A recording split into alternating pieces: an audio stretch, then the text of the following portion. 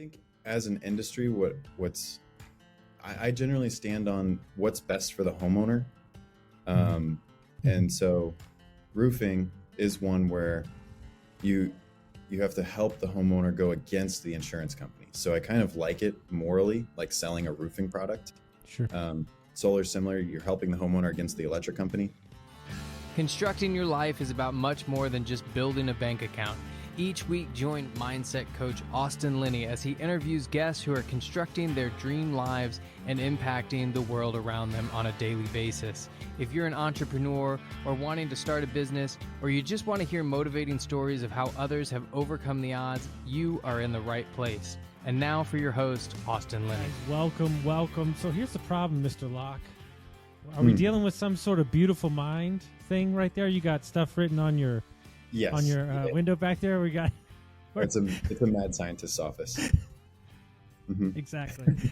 We got Mr. Ryan Locke in the house. How are you doing, sir? I'm doing great this morning. That's good. Where are you calling us in, for lack of a better word? Where are you based out of? Yep. We're located in Dallas, Texas. Okay. I just left Texas not too long ago, so very familiar. Spent most of my life grew up in Houston, spent most of my life in San Antonio, Austin Hill Country. So we're having one of those, what is it? Like the Texas allergy days? Yes. It's rushing everyone. Yeah, we left. Yeah, we left because my fiance, it was killing her. So when we were left, she was like at the emergency room the day before we left. Like, it's just like, it's too much. Yeah. I'm glad it's not that bad, but that sounds terrible. Yeah, I would move. So I only go up to your area because my buddy lives in Frisco. I tell everybody that Frisco is the best planned family city I've ever seen, next to Franklin, Tennessee. I think it's like 1A, 1-2, like just really great stuff. So why don't you tell everybody a little bit about your history, and then we'll go from there. Sure. So I own a roofing and solar company. I got into this. I was an independent consultant for a bunch of roofing companies, helping them open up their solar division. And I met the company Simplicity while doing that. And of my clients that I was working with, a lot of them, I was having to spend almost 130% of the effort to get them to get 70% of the results. And my business partner, Alex, I'd give him, just a brief phone call of like 70% of all of the answers. And then he would take it and get 130% results. He would just ask a couple questions about a call centers, how it started. I gave him a little bit of the background and experience I've had doing that. And he would go and take it and then bring things back to me that he learned about call centers on his own that he's then implemented already. And so then when I started to see that track record, Alex and I got to talking, and then we ended up making a partnership. And we've been on this for now about 1.5 years. And then in the last 1.5 years, we've grown from just having a couple guys making calls in an office to a sales team of almost 70, 80 people, ops team about 12, and then 12 overseas ops, like support team. And then a whole bunch of installation crews as well. So we've grown it a lot in just the last 1.5 years. So the installation crews, those are yours too, or they're subcontracted out? They are subcontracted, but then we're their entire volume, basically. They might get a side job, but we're their livelihood. So we make sure. So if I'm understanding this correctly, I just want to make sure. So you're basically creating the lead flow, selling the lead, then doing the work on both roofing and solar, correct? Yep. But technically, nobody actually works directly for you on the roofing side, but you do business with the same crews. Yes. Yeah. We don't want to in-house the crews right now. We're kind of using our call center, and the biggest thing about call centers is that the data needs to refresh. And so we're needing to bounce our volume around the state of Texas based on where we can call. And otherwise, we're going to run out of data in certain markets. So in-housing and salarying crews and holding that on and like needing to hit a consistent certain volume per market. We're not quite there yet to in-house crews, but it's something we're looking at next year. How many markets do you serve currently? All over Texas. Okay. We have a Corpus team Houston team, Dallas team, and then Midland, Odessa. And so, I mean, it makes sense to go solar and, roofing, right? But let's unpack solar for a minute. It's such a unique. Listen, we do a lot of work for the state, so when you're trying to get funds for rebates, and there's, it's still a new thing. It's like a very interesting thing, and it changes so rapidly. What would you say are the top two misnomers, or like things that people don't understand about solar? The first one, I would say, they think it's a big upfront cost. It's kind of weird. Paying cash for a solar system makes less sense than financing it. Financing a solar system, you're cash flow positive for day one, or else the system doesn't make sense. Versus a cash system, like it might take 7-8 years before you're cash positive. So I would say that's the first one, is that it's big upfront investment. And then the second one, it doesn't make sense for everybody. I'm kind of the sales rep where I'm more of like, I'm going in and I'm finding all the reasons it wouldn't make sense for a homeowner first. And then once I kind of disqualify them, if they make it through that, I'm making sure that, or I'm then going into how they can actually benefit. So the first things are the tax credit. If they don't make a certain amount of income, then they're not going to qualify for the tax credit. A lot of people go around and they say it's a tax rebate just to try to win the sales. And that's kind of the ugliness of my industry, is we're not very heavily regulated. It's a lot of like the Wild West. And so any 18-year-old kid can technically become a solar rep and sign somebody up for a $120,000 loan. And that's, yeah. That felt heavy, right? Yeah. Well, I mean, honestly, I was in Airbnb when Airbnb wasn't Airbnb, and it felt pretty similar. Yeah. There's so much money. Everyone's making hand over fist. The government throwing all these incentives, financing involved. It's easy to make things look good, but then not actually know what you're selling the homeowner and if it's going to be a beneficial product for them long term.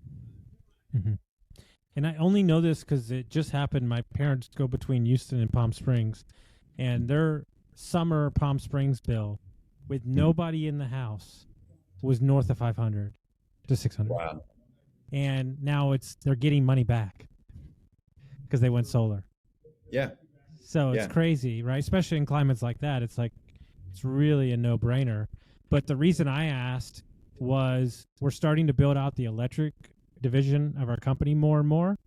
And I'm just thinking that, in my opinion, on our HVAC, plumbing, electric, I'm thinking if you look at the incentives and what the government's pushing and EV cars and all these things, I think it's one of those forgotten about trades, but also forgotten about understanding.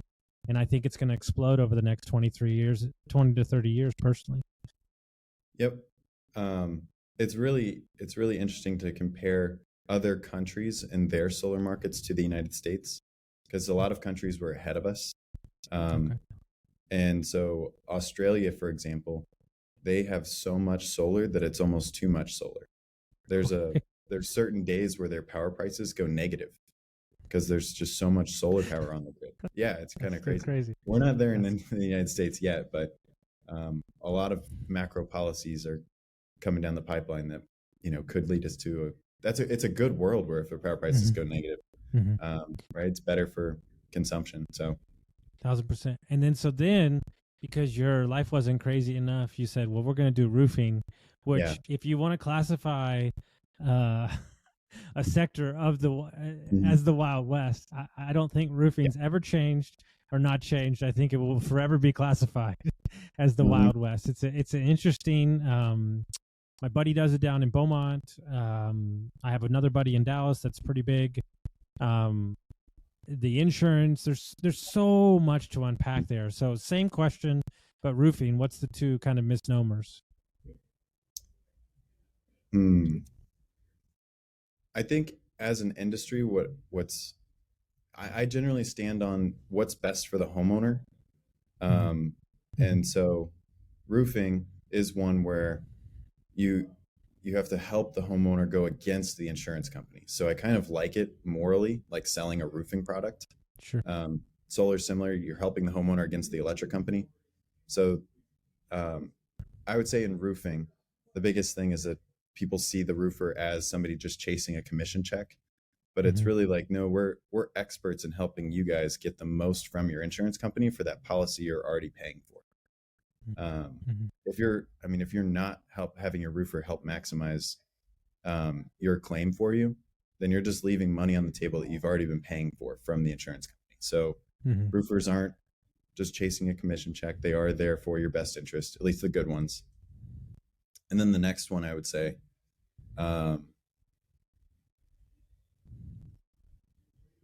mainly, I think solar and roofing together. I don't know if this necessarily falls under misnomer, but it's one of those. It's like it's best to do those at the same time. Just kind of an education point for everyone. If you do both at the same time, you can roll a lot of your out-of-pocket costs from your roof into your solar financing, and then that still qualifies under the IRA 30% tax credit for the solar, and it can give you additional tax credits on your roof as well as a upgrade for your solar system. So one of the only things I've ever heard about, because I cut my teeth in real estate, was, maybe this was back in the day, I've been out of the game on the real estate side for a minute, but one of the big things was when somebody went to go sell a home that had solar on it. Those were some big issues. Have they alleviated those issues now? Yes. So they moved away from doing liens and moved into doing a UCC1. So then what that allowed is that a lot of people, it was like, as far as the sales process, they now had a more safe understanding of how the home was going to transact.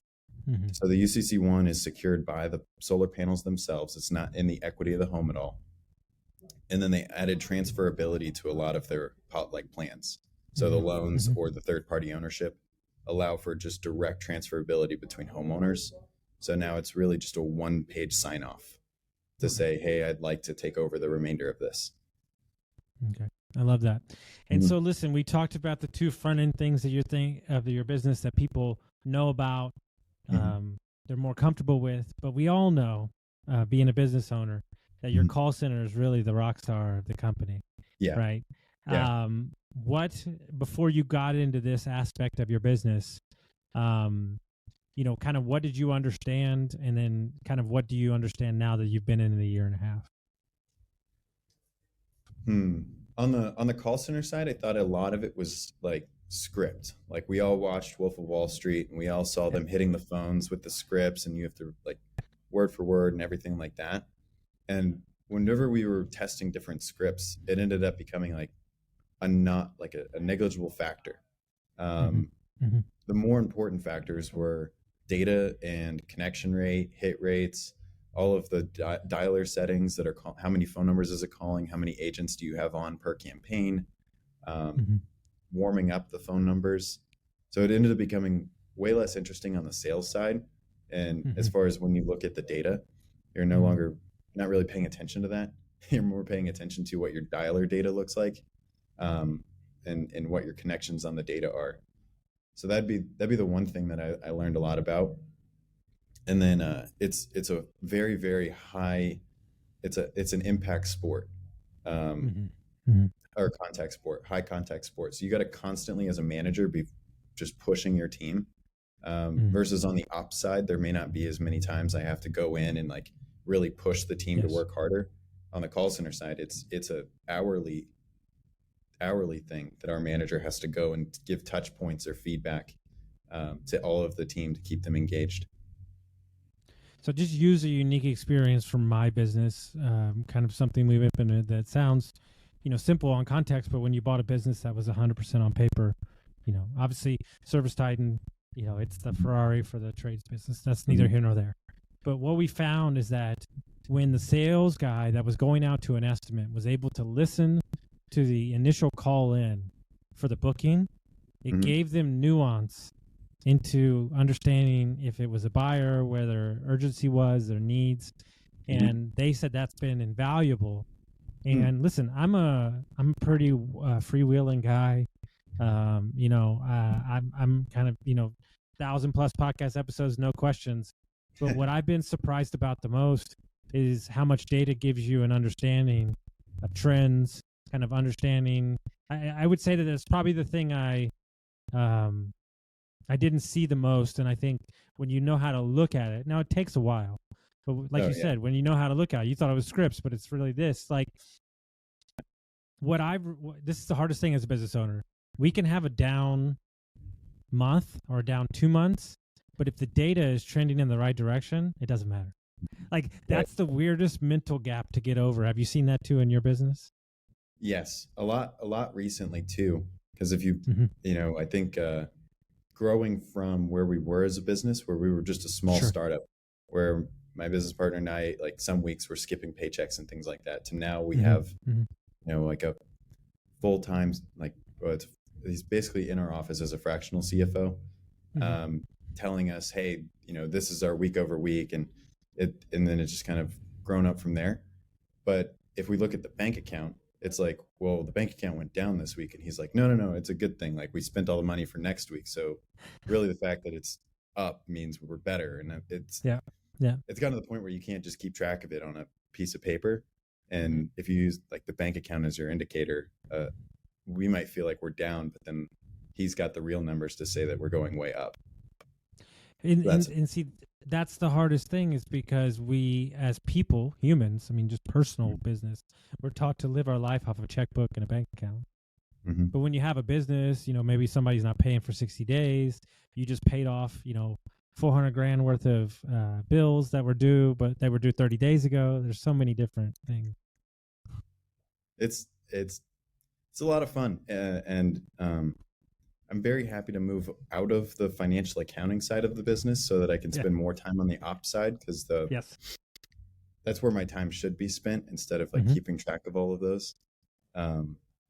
There's a lot of fun stories about where we've had to make bridges to make it month to month sometimes, and then have the rewards of that pay off and continue to grow. And when you're scaling a business, what has it taught you about yourself, you as a person? I really believe that you run into the same problems in life over and over until you grow to be able to handle them. So it's one of those where they may have been things in my past where I didn't want to take accountability for, hey, this isn't my fault or something like that. And instead it's translated into, I finally hit this wall the third time or fourth time. And I'm like, okay, something has to change. And I saw it as like instead of an attack on myself, like an opportunity to grow and see the next person, like the next version of myself. One example would be with like delegation. I always thought that, oh yeah, I'm a good manager, like people like me and things like that. But I was having a real difficulty growing past our certain size on our ops team because I wouldn't really delegate anything. They might do some of they'd fill out the paperwork, and then it'd have to be like reviewed by me. Everything in the company was like, oh, reviewed by me. And I was putting myself as a blocker into everything, which took too much of my time away. And so effectively delegating didn't really happen. I didn't enable leadership as well. So then whenever we were trying to grow to the next stage, like we needed to hit a new fulfillment number, like we couldn't, because I was at my capacity already. And then, it didn't allow other people in the organization to grow. I was keeping the whole organization down. And so I had to like learn a lot about effectively delegating, inspiring leadership. One of the transition, just if anyone wanted to know how I did it, one of the transition tools I used was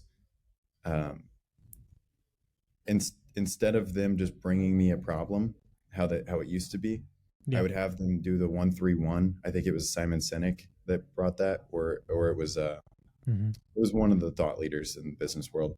That essentially they'd write down the problem. I even would give them a template of the parameters for how I would approach their problem. So here's all the data points that I would need to be able to make a decision. I'd have them write out a couple of different ideas on how to solve the problem, as well as who it impacted and how it impacted them. So the customer, the homeowner, or the customer, our sales rep, or the company generally was like the framework. and then I had them make a recommendation. And so then it gave them like a one step further of the process of making the full decision. And then after a few times of me just saying yes, they now feel confident that, hey, I know how to handle these. And if it's not this big of a problem, I can handle this without going to Ryan, which has allowed our leaders to grow and grow more. So that's a new thing for me that I'm working on still. It's huge. I have a rule. It's not a complicated rule. It's very simple. If it doesn't get to me, you can handle it. Yeah. If it gets to me, I'm handling it. You're out of the picture. Yeah. So meaning if a customer or a 1-star review or something gets to me, I'm going to handle it till it's done. Mm-hmm. If you can catch it before it gets to me, then you can have it. And so it's worked very well. One of the other things is I asked them when we leave a meeting, especially my upper management, my trainings that are GMs, I said, what do you think actually took place there? And they're like, well, this. And I'm like, no. Yeah, but look at back here, all the things that they were thinking, they were feeling, and that's kind of the next step. I love that 1v1 thing. That's so hard. Here's the problem, though. Okay. And this is for me and you. It's not for anybody else. Yeah. And this is the joke between me and one of my business partners. We've waited our entire life to build a lifestyle business of scale to have people manage things for us. And the moment that we do, now we feel useless. Yes. And so now we're like, I wanted this my whole life, and my team's crushing it. And I watched all my team, my different guys running meetings this morning, and I was so proud. And then I was like, all right, like what do I do today? And then what like, am I going to insert myself in? yeah. So it's like I just like have to keep my own. I find that a lot of owners, they get their own shiny object syndrome tossed on the business instead of just like leaving it alone. Like just like let it do its thing. Like let your team grow, and then so one of the things I do, and I got it from books, but just in general, is I'll leave for like 2-3 weeks, and like. It's like one of those things where, like, as a business owner, if you're like so addicted to your business, like, go out of the country. Like, I'm dead serious. Like, because I mean, am what I'm saying is resonating with you? Oh yeah, I know exactly. I'll just try to like. This happened literally just like 2 weeks ago. We have a phenomenal roofing production manager who can more than he's been in the business 16 years. He can more than handle ordering materials and scheduling a crew. But we had a solar sales rep who was trying to get a roof bundled into her solar deal. And I am not nearly as much of an expert as he is. So there's probably a bunch of things that I'm not thinking of that he would think of. And I was trying to help the solar sales rep with the roofing deal. And normally our roofing process is so smooth. It's just, submit, get color picked out, and then boom, ordered, done. Somehow I made this so complicated, trying to work through this. I was using this platform wrong and this platform wrong.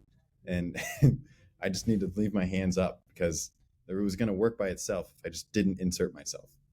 And it's especially in my trade, right? Especially where these guys come from, kind of a more of an old school kind of style. I showed up at a job site on Friday that the plumbers and the HVAC guys were working at because it was right next to my meeting. You might as well thought all hell broke loose. They were like, what do we do? Why are you here? And I'm like, I'm just here to take pictures. And like, I realized like that's just what they're used to is like, okay, you're only here because of bad things. No, I'm here because I'm excited. This is a big job. Like I'm taking pictures because I do the social media. And so it's just so like, you don't get offended as an owner. Like, just understand that that's like what they're used to. Like most of the time the owners are stuck in the office, with the door closed. Very much so. Yeah. So but I will tell them, I said, I will announce next time when I'm coming out to the thing, give you a little, but what I did is I went around the corner and got behind an oak tree and took a picture of them. And I was like, okay, see, so I'm keeping. Maybe this might have been. No. That was afterwards. It was a joke. It was a joke. It was a joke. It was a joke. No, it was a joke because they were laughing. They said, "Oh, you Ace Ventura, you're investigating us." So as you continue to scale and you look towards the next year and a half, 2 years, where do you think that you and the company needs to kind of focus on to kind of take it to that next level? We've been we were building a model originally based around recruiting top sales reps from other companies in the industry and giving them a better rep experience than they had anywhere else. And that's a positive, right? That is a market niche to try to attack. What it was driving us into, though, was the cheaper, faster, better product, which became harder and harder to fulfill and less profitable. And so instead, we're trying to now focus more on having a in-house sales model versus almost like a outside sales channel with sales entities that were just taking our leads and selling them. Building it more out as this is the simplicity way of doing things. So we're trying to build out the process for our Dallas office specifically, because that's where me and my business partner are based and can have the most impact. So we want to really drive a sales process there and drive how to build out a regional manager and build out an office and build out a team, and then promote up and out. So take somebody that's a high performer that's going to all of our meetings, that puts in about 6 to 8 months, and then promote them to be a leader of another office and move them out there and then help add to our regional footprint. That's what I think is going to be most important, is establishing our culture, I guess, is the effective answer for the sales side. And then on the ops side, it's going to be, I'd say mostly cash flow management, growing to that next level, because we're currently doing about 1.5 million in solar and about 500 to $1 million in roofing per month. And we're trying to 4x solar and 2x roofing. So a lot of it is just going to be that balance of both businesses basically running in parallel, might have different cash needs at different points, and accurately forecasting that so that we don't put ourselves into any types of cash crunch. So I'm sure you have y'all looked into teaming up with larger HVAC, plumbing, electric companies as a referral source for them, since you're already dealing with the homeowner? I mean, we'd love to. Where I learned a lot of this from, the former company I worked at, they started doing HVAC cleanings on every one of their jobs. I think it's definitely possible to do a strong partnership between HVAC and solar. It'd be something that we are open to as a plan. Yeah, I mean, I think go ahead. I was going to say this might be a good question for you on your thoughts. My business partner likes the idea of buying an HVAC company because both of our sales are one-time customer, one-time revenue. And we don't really I don't know if there is like a smart way to add to the LTV of a customer. But HVAC was one that he really liked.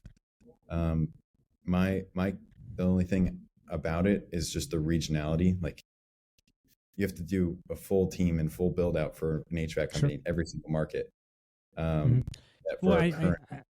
don't think that you do that out the gate, but I also don't know if it's something that you ever get to. And what I mean by that is, like, there's a buddy of mine who lives in Dallas.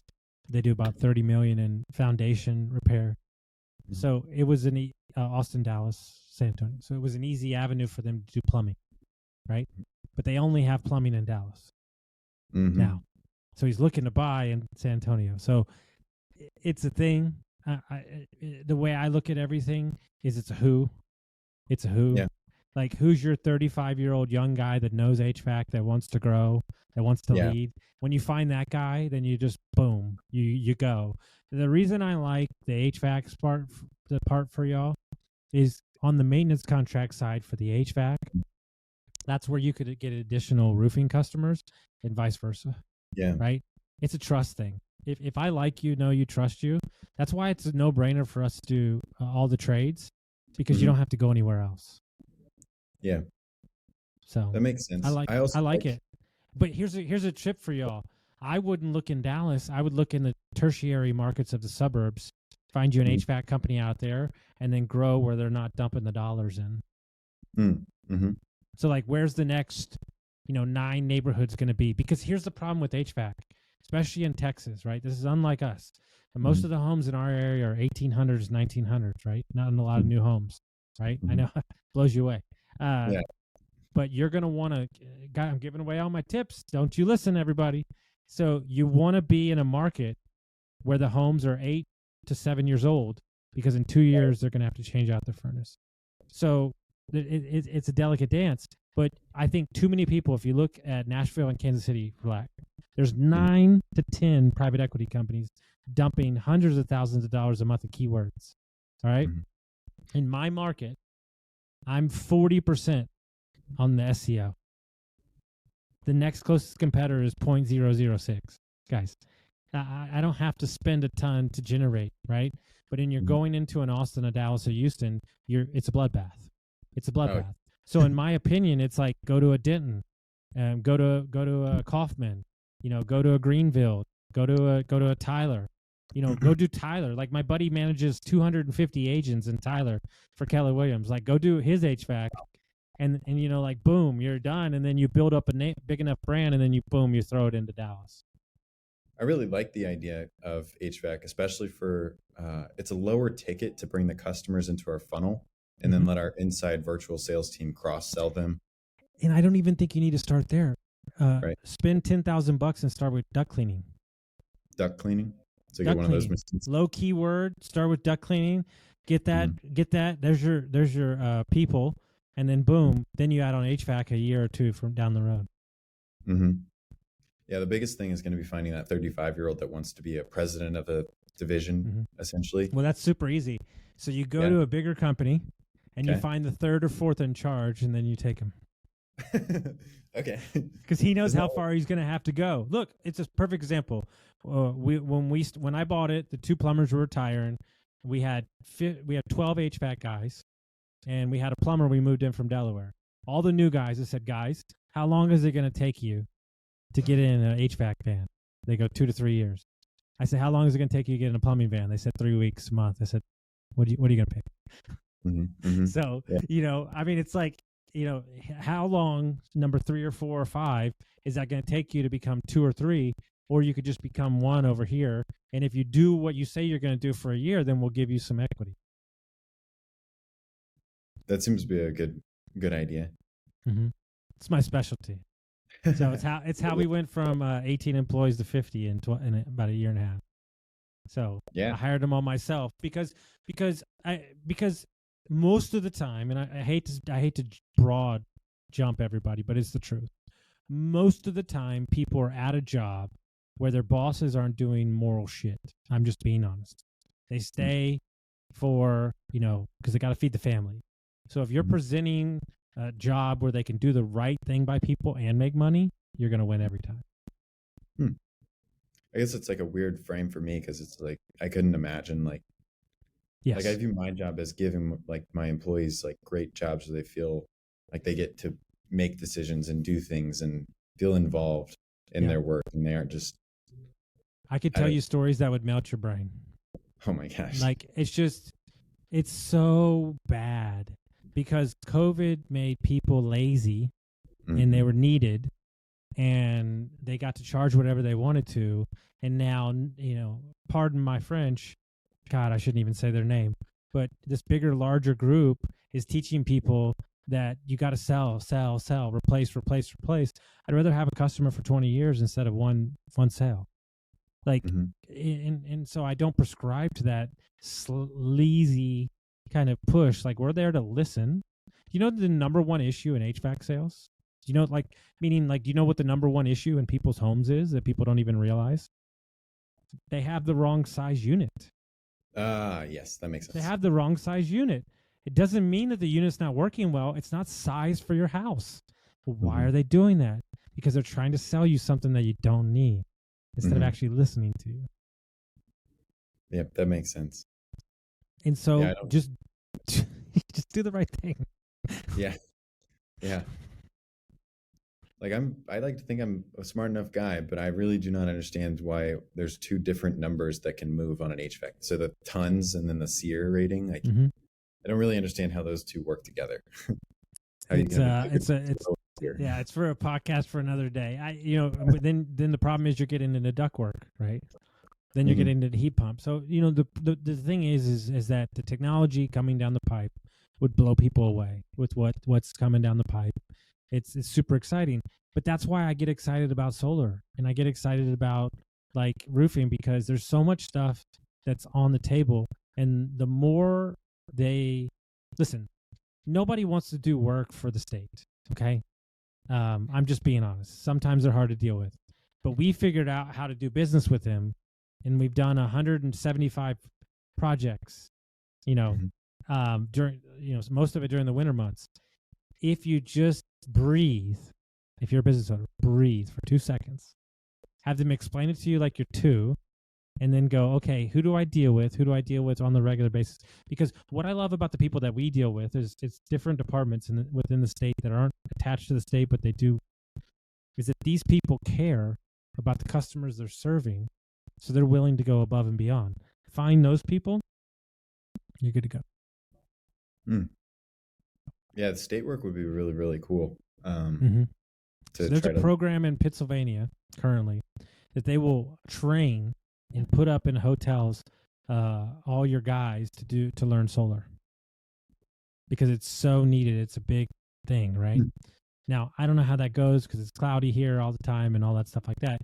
But there's so many different things when you just like ask questions and figure out. There's a lot of grant programs, and so there's so much stuff. The REAP grant. So, yeah, all that stuff. It's just crazy, man. Because I went down to the Capitol myself and like talked to them. So it's just you just have to ask questions. So if people want to find you, they want to track you down, how would they do that? So we have my Instagram is simplicity.ryan, and then on X it's the SLR guy. I love it, guys. And if you do follow me on Twitter, Mr. Locke here gave little Titus an amazing idea to market his gumball machines, if you've been following that story. So we really appreciate him for that. That little rugrat took me for some money last week, so that's all right. But it's happy to do it. So he's out there selling for us, so I really appreciate that. Hope everybody got some value from this. Share it with a friend, send it around, and we'll see you next time.